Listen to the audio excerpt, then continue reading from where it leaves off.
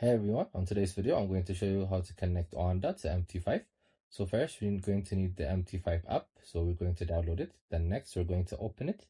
As you can see there's no trade account on the account version. Then we're going to search for Oanda, since we need to have the Oanda account. So as you can see we're going to click on Oanda Corporation. Then we're going to go to the server and change the server to the server we're in currently. Then we're going to put in the login and the password. Then we're going to connect.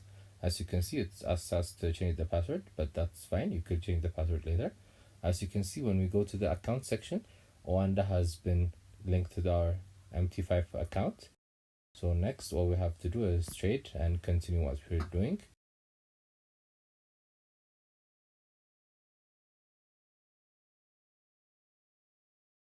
I hope you guys like this video. Subscribe for more, share for more, and I'll see you soon again.